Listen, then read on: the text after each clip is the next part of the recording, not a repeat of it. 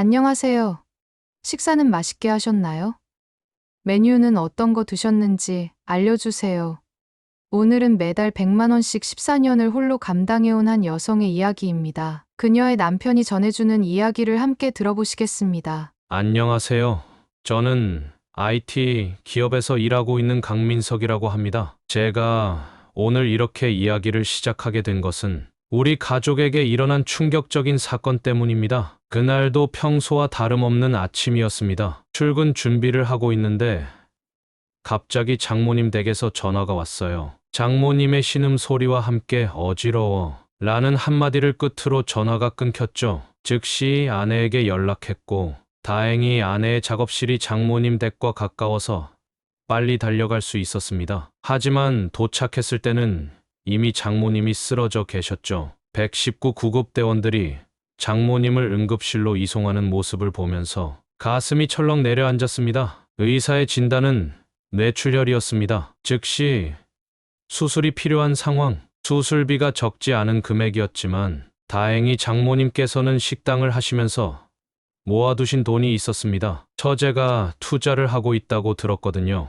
하지만 이상한 점을 발견했습니다. 처제한테 전화가 전혀 연결되지 않는 거예요. 카카오톡 메시지도 읽지 않고 문자도 답이 없었습니다. 수술비 문제로 투자금을 찾아야 한다는 말에 아내의 표정이 순간 굳어지는 걸 보았습니다.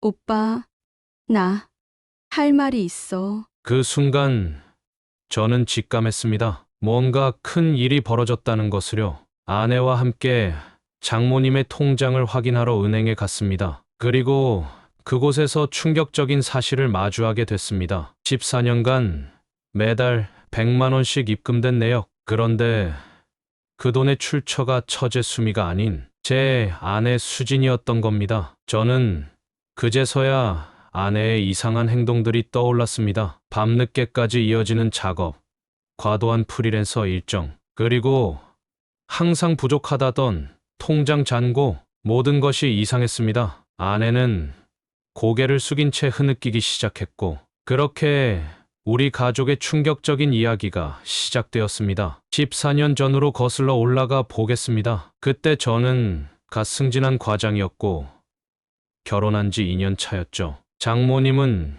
20년 넘게 운영하시던 식당을 매각하시기로 결정하셨습니다. 건강도 안 좋아지시고 이제 좀 쉬고 싶다고 하셨거든요. 식당은 역세권에 위치해 있었고 단골도 많았습니다. 부동산 가격도 오르면서 매각 금액은 5억이 넘었죠. 장모님께서는 그동안 번 돈까지 더해 6억 정도를 보유하고 계셨습니다. 은퇴 후에 안정적인 생활이 보장된 금액이었죠. 그런데 여기서 처제 수미가 끼어들었습니다. 당시 수미는 증권사에서 일하고 있었는데 어머니의 돈을 투자해서 더 큰 수익을 낼 수 있다고 제안했습니다. 처음에는 장모님도 반대하셨죠. 하지만 수미는 끈질기게 설득했습니다. 저는 그때 이 제안에 대해 반대 의견을 냈습니다. 가족 간의 금전 거래는 위험하다고 생각했거든요. 하지만 장모님은 이미 마음이 기울어져 있었습니다. 둘째 딸을 너무나 믿으셨던 거죠.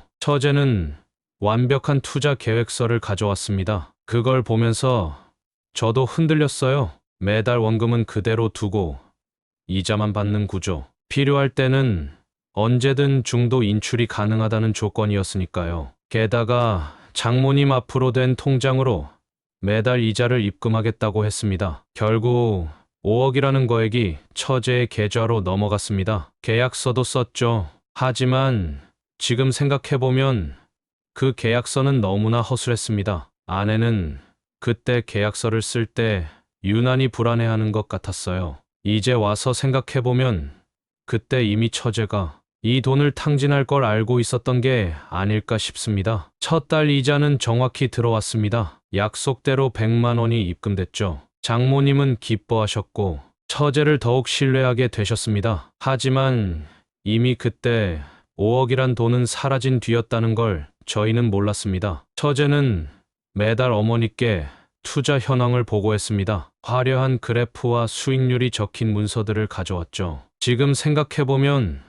그건 모두 가짜였겠지만 당시에는 너무나 그럴듯해 보였습니다. 그렇게 우리 가족의 14년간의 거짓말이 시작되었습니다. 돈이 어떻게 사라졌는지, 왜 아내가 매달 100만 원을 입금해야 했는지, 그 진실은 더 깊은 곳에 있었습니다. 처음에는 모든 게 순조로워 보였죠. 매달 100만 원의 이자가 입금되고 장모님은 여유로운 노후를 보내고 계셨으니까요. 하지만 어느 날 처제가 갑자기 아내를 찾아왔습니다. 퇴근 후 집에 돌아왔는데 거실에서 둘이 심각한 표정으로 이야기를 나누고 있더군요. 제가 들어오자 둘 다 화들짝 놀라며 대화를 멈췄습니다. 언니, 제발, 이번만 도와줘. 처제의 눈가에 눈물이 고여 있었습니다. 아내는 제게 처제가 개인적인 고민으로 왔다며 불만 이야기하고 싶다고 했죠. 당시 저는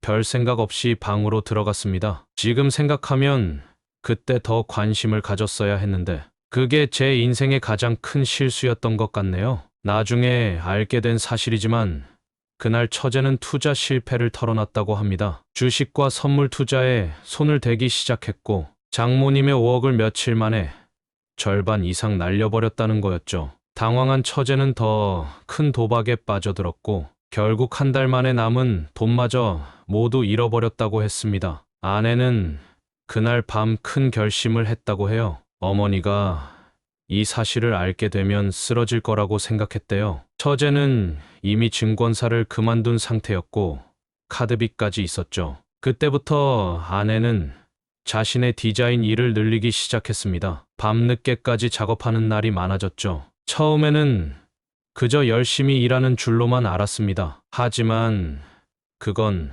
매달 100만 원의 거짓 이자를 만들어내기 위한 필사적인 노력이었던 거죠. 요즘 왜 이렇게 늦게 와? 큰 프로젝트가 들어와서 미안해. 매일 밤 이런 대화가 이어졌습니다. 아내는 점점 야위어갔고 처제는 마치 아무 일도 없다는 듯 장모님을 찾아가 가짜 투자 보고서를 보여드렸습니다. 그렇게 두 자매의 거짓말은 점점 깊어져 갔습니다. 처제는 새로운 일자리를 구하는 척하면서 어머니의 신뢰를 계속 이용했고 아내는 혼자서 그 무거운 짐을 짊어졌죠. 지금 생각해보면 이때가 우리 가족의 균열이 시작된 시점이었던 것 같습니다. 겉으로는 멀쩡해 보였지만 그 속에서는 이미 모든 것이 무너져 내리고 있었으니까요. 시간이 흘러 이제 거짓말은 우리 가족의 일상이 되어버렸습니다. 장모님은 매달 들어오는 100만 원에 만족하셨고 처제가 가져다주는 가짜 투자 보고서를 보며 흐뭇해하셨죠. 제 아내는 프리랜서 디자이너로서 완전히 자리를 잡은 것처럼 보였습니다. 큰 회사들과 계약을 따내고 작업실도 하나 얻었죠. 겉으로 보기엔 성공한 디자이너였습니다. 하지만 실상은 달랐죠. 밤샘 작업은 기본이었고 무리한 작업 일정을 소화하다 보니 건강도 나빠지기 시작했습니다. 여보, 이제 그만 좀 쉬지.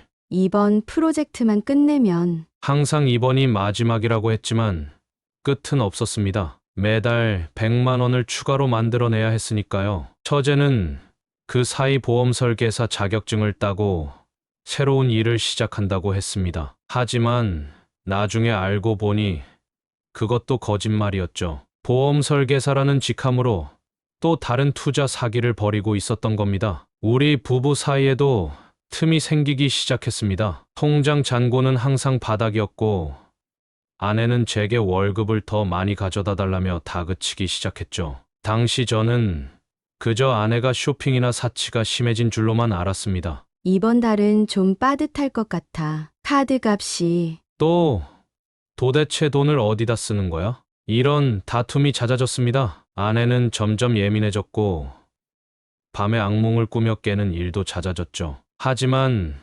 그때마다 일이 많아서 그래라며 넘어갔습니다. 처제는 이 시기에 완전히 달라져 있었습니다. 화려한 옷차림에 명품 가방을 들고 다녔죠. 장모님은 그런 처제를 보며 투자한 돈이 잘 굴러가는가 보다라며 좋아하셨습니다. 하지만 그건 모두 새로운 피해자들에게서 받아낸 돈으로 꾸며낸 거짓된 모습이었습니다. 이때 처제는 이미 수십 명의 사람들에게 투자 사기를 치고 있었다고 합니다. 장모님의 투자 수익률을 내세워 다른 피해자들을 현혹했던 거죠. 아내는 이 사실을 알면서도 막지 못했습니다. 어머니의 비밀을 지키기 위해 동생의 새로운 범죄도 눈감아야 했던 겁니다. 그렇게 10년이란 시간이 흘렀고 거짓말은 점점 더 큰 눈덩이가 되어 굴러가고 있었습니다. 아무도 이 상황을 멈출 수 없었고 우리는 그저 언젠가 터질 시한폭탄을 안고 살아가고 있었던 거죠. 처음으로 큰 위기가 찾아온 건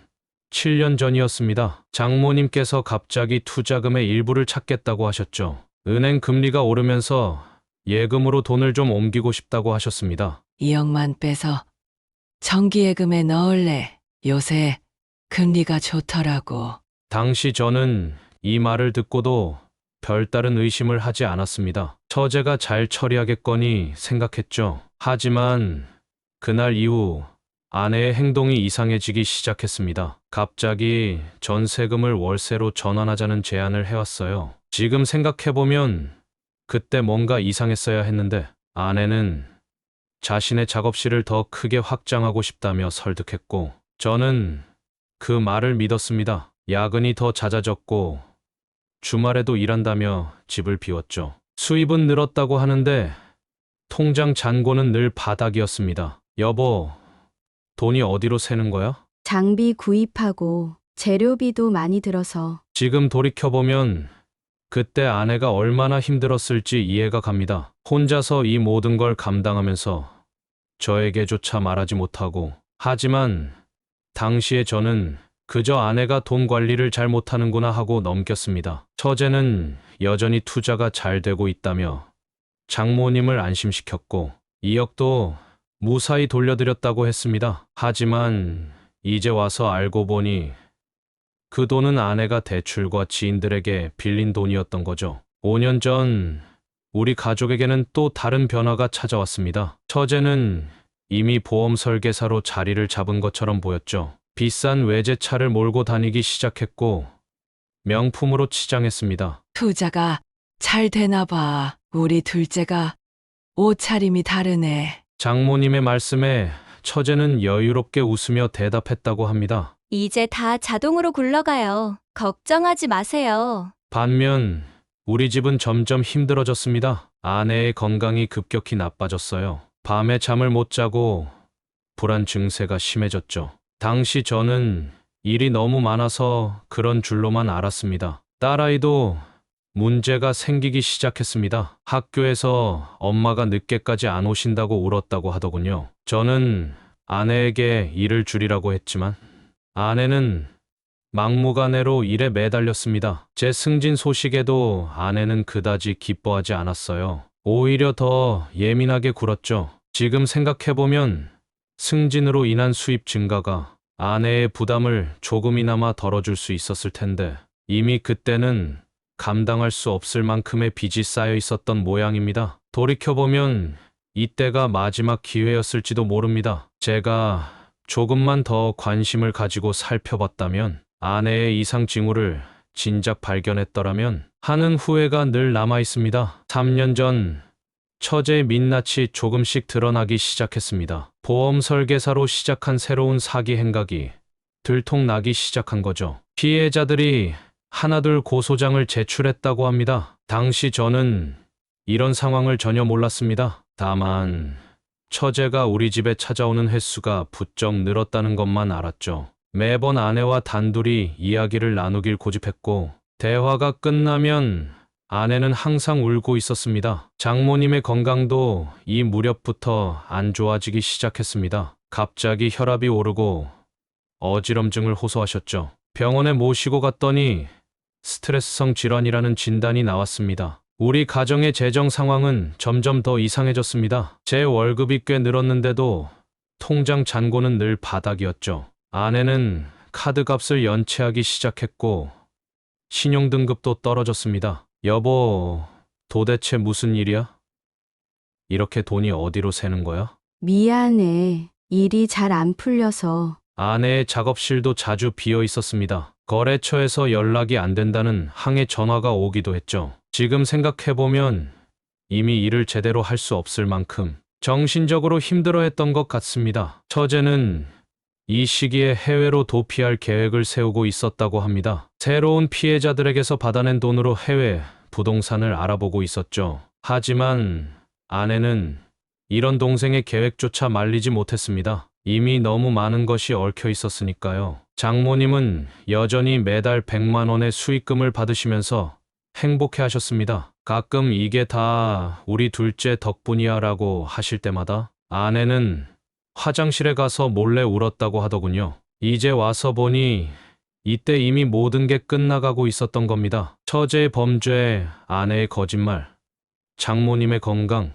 모든 것이 한계점을 향해 달려가고 있었죠. 1년 전 모든 것이 서서히 무너지기 시작했습니다. 처제에 대한 고소장이 경찰서에 수십 건 접수됐다는 소식이 들려왔죠. 보험, 상품이라며 받아 챙긴 금액이 수십억에 달한다고 했습니다. 그때 저는 이상한 일을 발견했습니다. 우리 집 우편함에 협박성 편지들이 자주 들어 있었거든요. 처음에는 단순한 장난인 줄 알았는데 어느 날 정체불명의 사람들이 우리 집 앞에서 서성이는 걸 봤습니다. 아내의 모습은 더욱 망가져갔습니다. 한 달의 열흘은 병원에 들락거렸고 불면증약을 달고 살았죠. 밤마다 악몽에 시달린다고 했습니다. 병원에서는 우울증과 불안장애 진단을 받았지만 제대로 된 치료는 거부했어요. 장모님은 이 즈음부터 자주 아프시기 시작했습니다. 혈압이 불안정하고 기억력도 떨어지셨죠.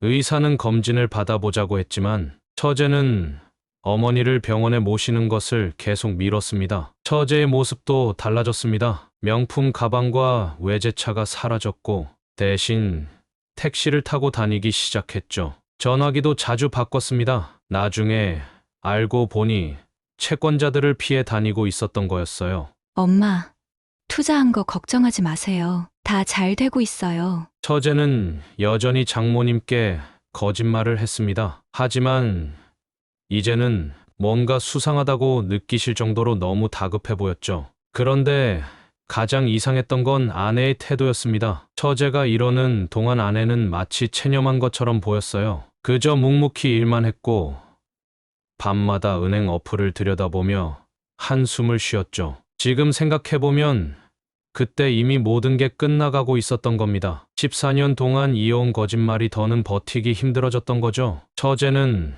도망갈 준비를 하고 있었고 아내는 혼자서 모든 걸 감당하려다 무너져가고 있었습니다. 6개월 전쯤에 처제는 모습이 완전히 달라져 있었어요. 한때 명품으로 치장하고 고급 차를 몰던 그 사람이 맞나 싶을 정도로요. 하지만 더 이상한 건 갑자기 새로운 투자자들을 모으기 시작했다는 거였습니다. 우리 어머니가 5년째 매달 100만 원씩 받고 계세요. 이게 바로 제가 자신 있게 추천하는 투자 상품입니다. 나중에 알고 보니 이게 처제의 마지막 사기였던 거죠. 도망가기 전에 최대한 많은 돈을 모으려 했던 겁니다. 장모님의 통장 거래 내역을 보여주며 믿음을 사고 여기에 속아 넘어간 사람들이 또 있었다고 해요. 이 시기 아내는 정신과 상담을 받기 시작했습니다. 처음에는 단순 스트레스인 줄 알았는데 의사 선생님께서 심각한 우울증이라고 하시더군요.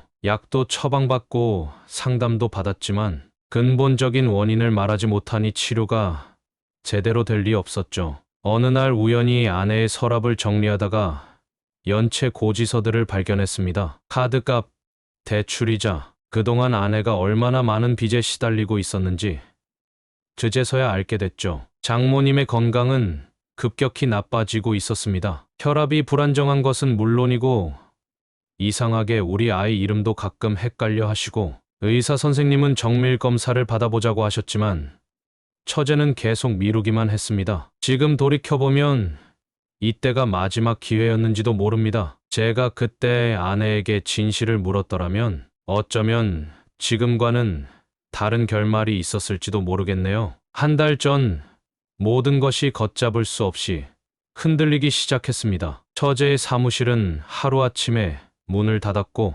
휴대폰도 먹통이 됐죠. 피해자들이 우리 집까지 찾아오기 시작했습니다. 강민석 씨 처제 맞죠?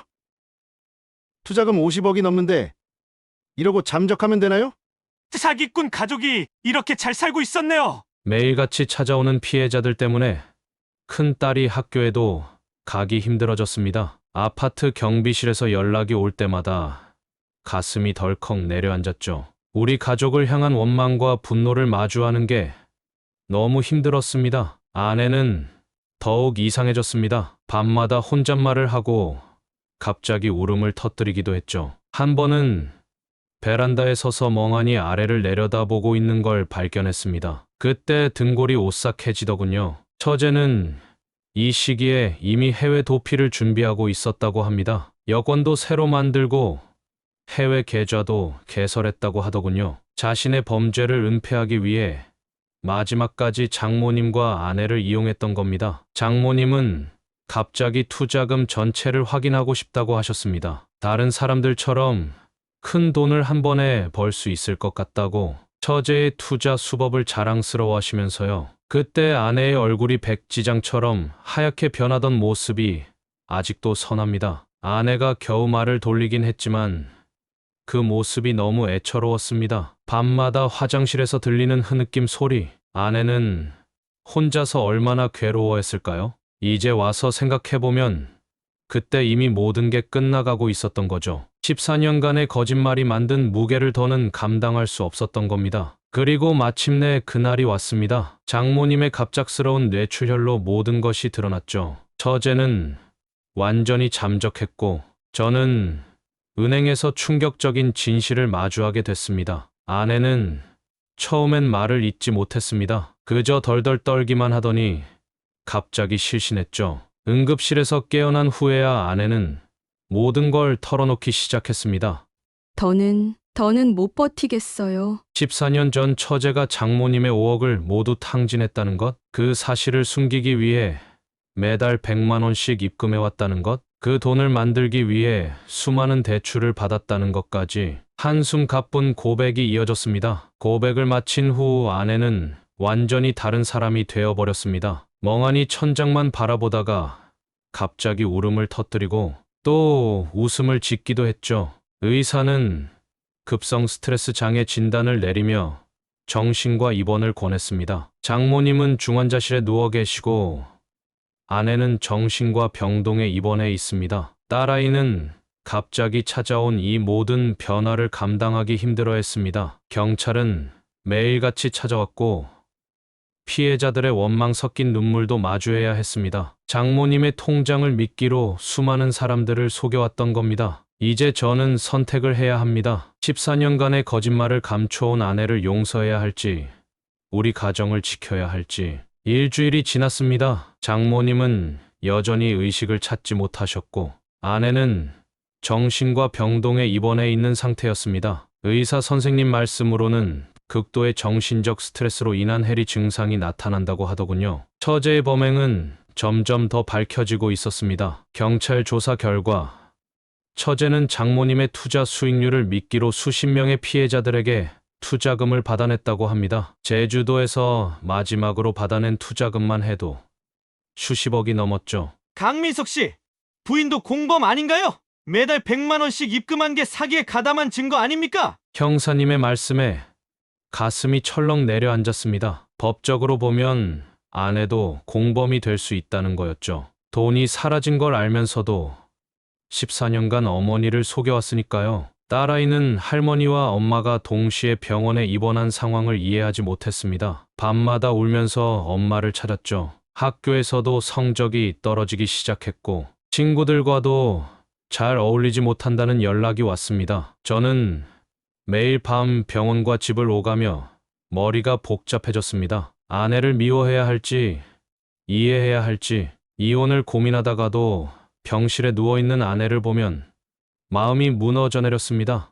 여보, 미안해요. 나는 그저 엄마를 지키고 싶었을 뿐인데. 간호사의 말씀으로는 아내가 밤마다 악몽에 시달린다고 했습니다. 잠든 상태에서도 엄마 죄송해요 라는 말을 계속 중얼거린다고 하더군요. 한 달이 지나고 상황이 조금씩 달라지기 시작했습니다. 처제의 소재가 드디어 파악됐다는 연락을 받았죠. 제주도에서 마지막 투자금을 챙긴 뒤 동남아행 비행기 티켓을 예매했다가 공항에서 검거됐다고 합니다. 장모님은 의식을 되찾으셨지만 아직 상황 파악이 힘드신 상태였습니다. 의사 선생님 말씀으로는 뇌출혈로 인한 후유증으로 기억력이 많이 손상됐다고 하더군요. 어쩌면 이게 더 다행인지도 모르겠습니다. 아내의 상태도 조금씩 나아지고 있었습니다. 약물 치료와 상담을 받으면서 안정을 찾아가고 있었죠. 하지만 처제가 검거됐다는 소식을 듣고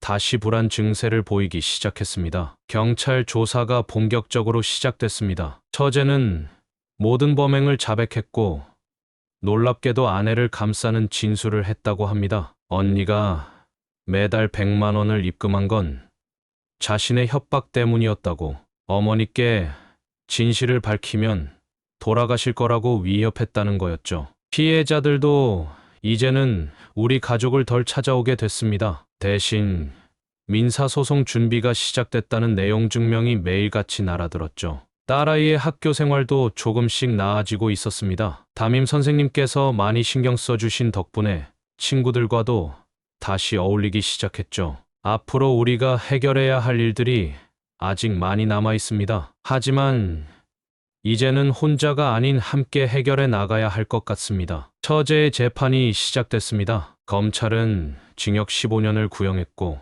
피해자들은 더 무거운 처벌을 요구했습니다. 조사 과정에서 처제의 범행이 더 밝혀졌는데 장모님의 통장을 미끼로 한 투자 사기뿐만 아니라 보험 사기까지 저질렀다고 합니다. 우리 가족도 피해자로 입건됐습니다. 처제가 사기로 받아낸 투자금 중 일부를 우리 가족 계좌로 돌려놓았다는 혐의였죠. 하지만 금융거래 내역을 조사한 결과 오히려 우리 가족이 피해자라는 게 밝혀졌습니다. 장모님의 상태가 조금 호전됐습니다. 이제는 사람을 알아보실 수 있게 됐고 간단한 대화도 가능해졌죠. 하지만 의사 선생님은 완전한 회복은 어려울 것이라고 했습니다. 민서가, 수미는 어디 있니? 장모님께 처제의 일을 어떻게 설명해야 할지 그건 아직도 풀지 못한 숙제로 남아 있습니다. 아내와 대화를 나눴습니다. 긴 시간이 필요하겠지만